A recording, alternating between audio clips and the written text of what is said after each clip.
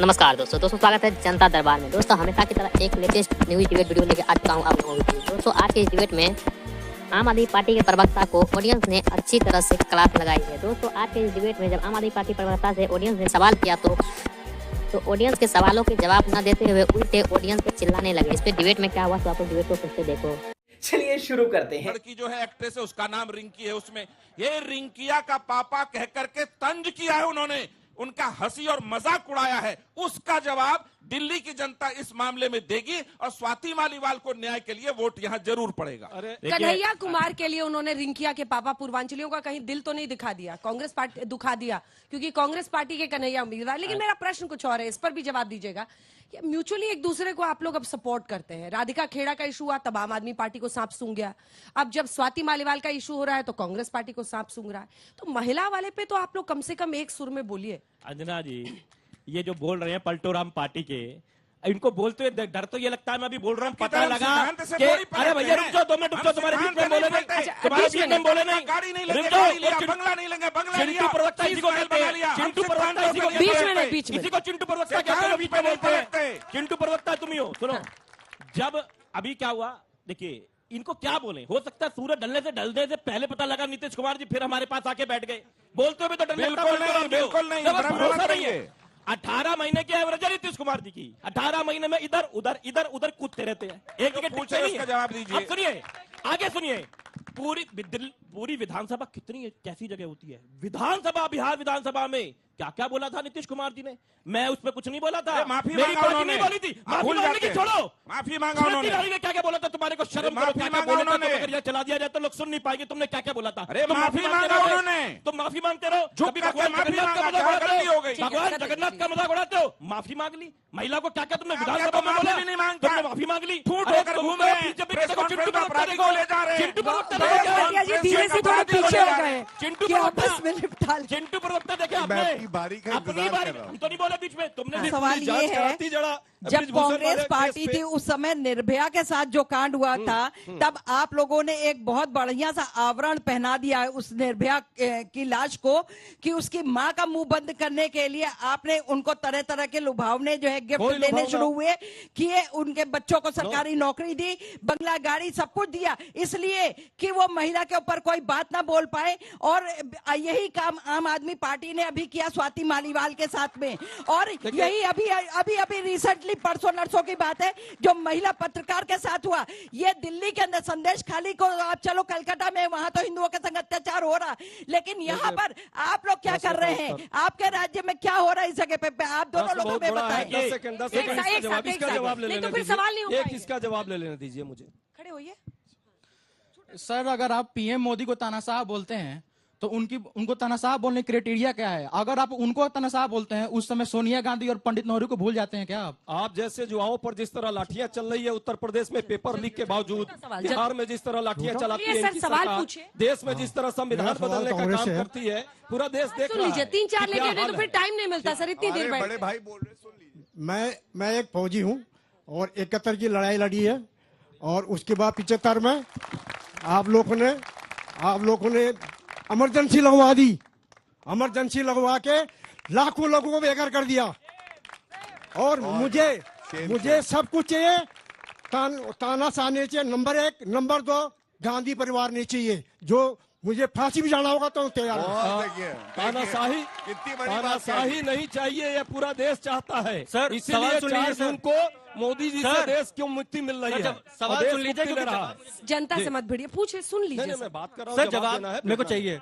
Sir, ये ऐसी आदत क्यों है विपक्ष की कि कांग्रेस और आम आदमी पार्टी अब खुद से कोई गलती होती है तो फिर बीजेपी के ऊपर डाल देते हैं? स्वाति मालीवाल का जो केस था उसको आपने बोल दिया बीजेपी की है, राधिका खेड़ा के लिए आपने बोल दिया बीजेपी की है, ईडी रेड मारती है, पैसे निकलते हैं तो कहते हैं बीजेपी ने कर दिया। अब आतिशी जी कह रही है कि यमुना से पानी नहीं आ पाएगा दिल्ली वालों को क्योंकि बीजेपी ने करवा दिया। और एक सवाल सर, एक सेकंड सर, सुप्रिया सुलेह जी ने सवाल सुनिए सर, सवाल नहीं चलता है। 2 साल पहले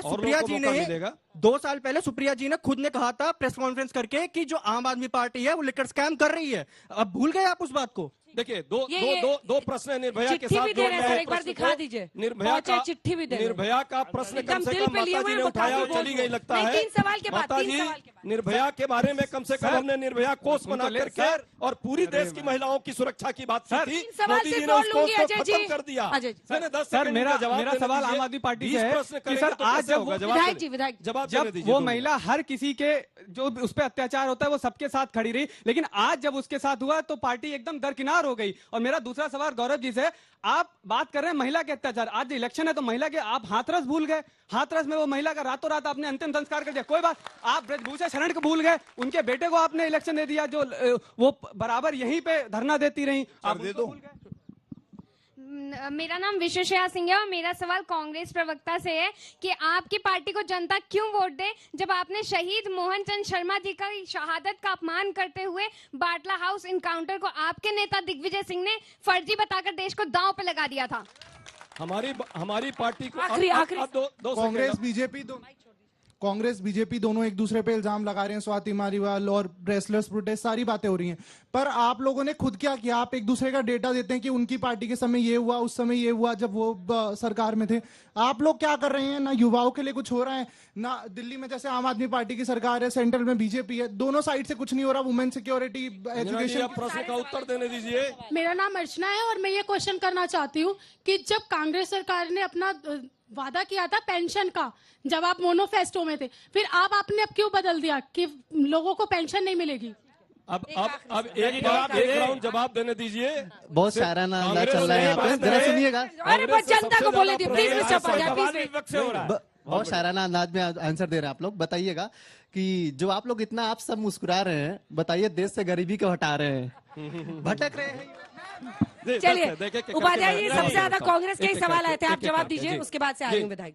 निर्भया कांड की जवाब मैंने दिया है कि निर्भया में किस तरह हम लोगों ने महिलाओं की सुरक्षा के लिए प्रयास किया और ये सरकार जो आई है उसके बजट को खत्म कर दी, न के बराबर कर दी, उसका खर्चा भी नहीं करती। और उनके बच्चों को यदि हमने सहारा दिया, राहुल गांधी जी ने स्वयं सहारा दिया, तो बाद में उन्होंने खुद बताया, हम लोगों ने नहीं बताया। जहां तक बात आपने तानाशाही की है और कांग्रेस को क्यों वोट देना चाहिए, कांग्रेस पार्टी इस देश के जड़ को मजबूत करने का काम की है, देश में शिक्षा स्वास्थ्य की बात की है, युवाओं के लिए 5 न्याय की बात कर रहे हैं, महिलाओं की न्याय की बात कर रहे हैं और साथ में श्रमिक किसान मजदूरों की बात कर रहे हैं। हम भागीदारी की बात कर रहे हैं जो जनता के बीच जाना चाहिए और संविधान की रक्षा की बात कर रहे हैं। इसलिए हमने जो 25 गारंटियां दी हैं उन गारंटियों पर भरोसा, हमने जो अभी 10 साल पहले जो हमारी मनमोहन सिंह की सरकार ने काम किया था, आज उसी का फल कहीं ना कहीं इस देश में दिखता है। इस सरकार तो सिर्फ झूठ और हिंदू मुस्लिम और गाली गलौज और हिंसा के नाम पे राजनीति कर रही है, सिर्फ सियासत करना चाहती है। पूरा देश देख। पार्टी ने क्यों किनारा कर लिया ऐसे स्वाति मालीवाल से, जो महिलाओं की आवाज बन रही थी? वो प्रश्न था बच्चे। देखिए, कोई जब तक सिंघम कहा था केजरीवाल जी ने उनको, सिंघम कहा था केजरीवाल जी ने अगर कोई आदमी जब तक ठीक काम कर रहा है उसका साथ देंगे, नहीं करेगा तो उसके साथ कैसे खड़े होंगे?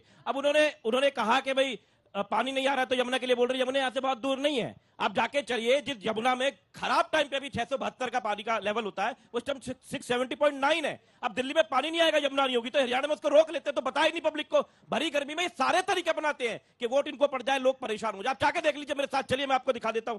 देखिए, ये जिस किस्म की राजनीति हो रही है, अब नए भारत के अंदर जो चीजें करने की कोशिश हो रही है, ये युवा को नौकरी चाहिए, काम चाहिए, मुद्दे क्या है। दोस्तों, डिबेट अंत तक देखने के लिए धन्यवाद। दोस्तों, आज का डिबेट कैसा लगा आप लोग कमेंट सेक्शन में अपनी राय जरूर लिखिए। दोस्तों, चलिए मिलते हैं कोई और लेटेस्ट डिबेट वीडियो में, तब तक के लिए जय हिंद, जय भारत, वंदे मातरम।